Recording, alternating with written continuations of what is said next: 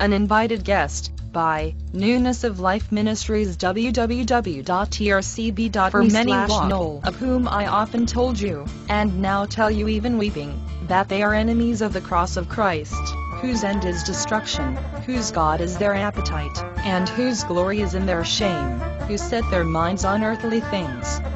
Philippians 3:18-19. I enjoy going to a restaurant where one of the servers greets me like this. Hello, my fellow brother in Christ.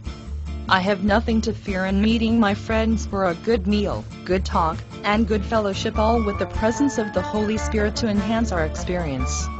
Indeed, in this environment my spirit rejoices. There are times when the experience is just the opposite, and these are the times that Solomon is warning against. Eating bread with a selfish man or woman who has sinful motives. The man who takes a woman to dinner for the purpose of leading her down a primrose path after she lowers her guard. Or the seducer who invites you over for dinner. Beware of these invitations, for not only will you vomit up the morsel, but your life can be unalterably changed.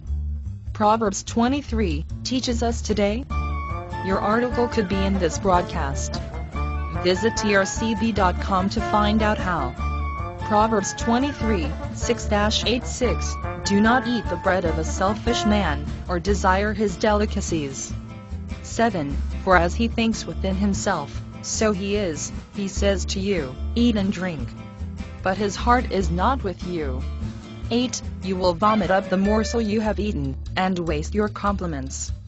Psalm 19:11-14 theme, response to the revelation of God. 11. Moreover, by them thy servant is warned. In keeping them there is great reward. 12. Who can discern his errors? Acquit me of hidden faults. 13. Also keep back thy servant from presumptuous sins. Let them not rule over me. Then I shall be blameless, and I shall be acquitted of great transgression. 14. Let the words of my mouth and the meditation of my heart be acceptable in thy sight, O Lord, my rock and my redeemer. Today's question: how do you handle the unwelcome guest? Growing up in a family where hospitality was practiced, we always invited visitors who happened by at dinner time to stay and have something to eat. This was considered common courtesy, and in most cases you would insist that they stay and have something, even if it is only dessert and coffee. Many of these unexpected visits were mutually enjoyable because of common interest, outstanding and enlightening conversation, oftentimes leading to shared wisdom. But there would also be those times when you wish your guest had not come, because they may either have an ulterior motive that would mean you and others no good, or they simply wanted to gossip at your expense. I never liked those visitors, because often my parents would have us leave the room rather than let us hear what they had to say. In either case, always handle your guests with the love of Christ.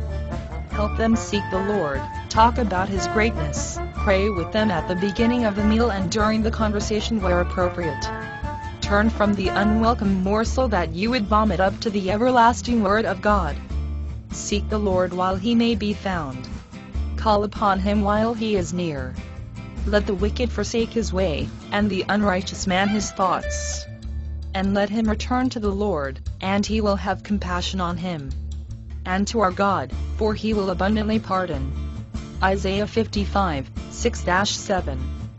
Dear Jesus, help me and others seek You. Amen.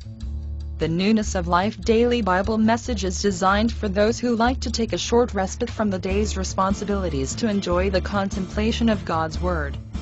This daily message is based primarily upon the belief that to read some of Proverbs and some of Psalm every day will provide us with great spiritual growth and development when done consistently with discipline.